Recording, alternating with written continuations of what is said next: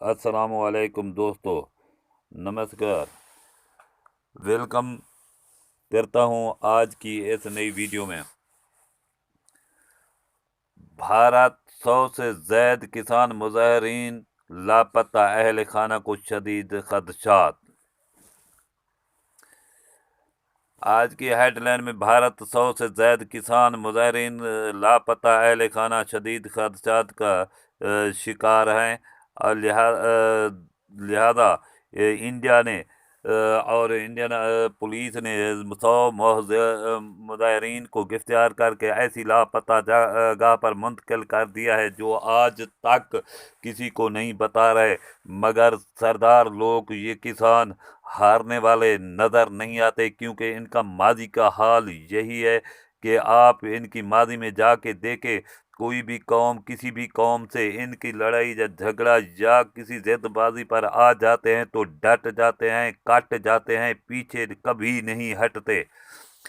مگر نریندر مودی کا غلط خیال ہے کہ انہیں ڈرا دھمکا کر ہم پیچھے ہٹا دیں گے۔ سردار لوگ، یہ جٹ کسان، یہ جو ہیں اپنی جانیں گنوا سکتے ہیں اور اپنے محلاؤں کے ساتھ اپنے بچے ذبح کرا سکتے ہیں، مگر پیچھے نہیں ہٹ سکتے۔ انہیں گرفتار کر کے لاپتہ کرنے سے کیا ہوگا؟ مگر چاہے قتل بھی کر دیے جائیں، مگر پیچھے ہٹنے والی یہ قوم نہیں ہے۔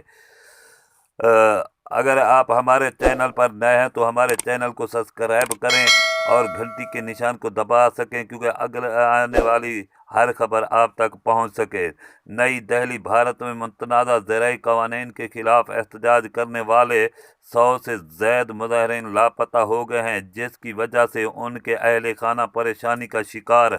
بھارتی میڈیا کے مطابق 4 روز قبل لال قلعہ پر پیش آنے والے واقعے کے بعد سے 100 سے زائد مظاہرین لاپتہ ہیں، جبکہ پولیس نے صرف 18 کسانوں کی گرفتاری کی تصدیق کی ہے۔ پنجاب ہیومن رائٹس آرگنائزیشن کی جانب سے جاری ہونے والے بیان میں بتایا گیا ہے کہ بھارت کے یوم جمہوریہ کے موقع پر ہونے والی کسان پریڈ میں شرکت کے لیے آنے والے 100 سے زائد کسانوں کا کچھ معلوم نہیں ہو رہا، اور پولیس بھی کوئی معلومات فراہم نہیں کر رہے۔ رپورٹ میں بتایا گیا ہے کہ کسانوں کے اس طرح لاپتہ ہونے کی وجہ سے اہل خانہ شدید پریشانی کا شکار ہے۔ پولیس نے جن 18 مظاہرین کی گرفتاری کی تصدیق کی، ان میں سے 7 کا تعلق نہال سنگھ گاؤں سے ہے۔ پولیس نے موقف اختیار کیا کہ 26 جنوری کو پیش آنے والے واقعے کے بعد نامعلوم افراد کے خلاف FIR پشچم وہاڑ تھانے میں درج کی گئی۔ ان کسانوں کو اسی کے تحت گرفتار کیا گیا، جبکہ ان کے قبضے سے 2 ٹریکٹر بھی برآمد کیے گئے ہیں۔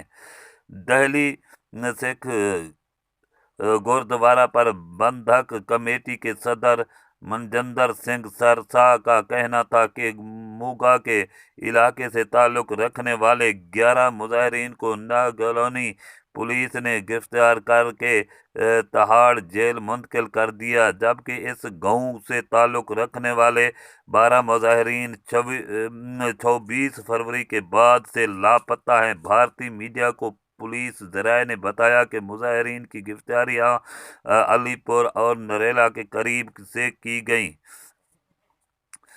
ذرائع کے مطابق مظاہرین کو پبلک پراپرٹی ایکٹ، قدیم یادگاروں اور آثار قدیمہ، مقام و باقیات سے متعلق قانون اور SOPs کے خلاف ورزی پر گرفتار کیا گیا ہے۔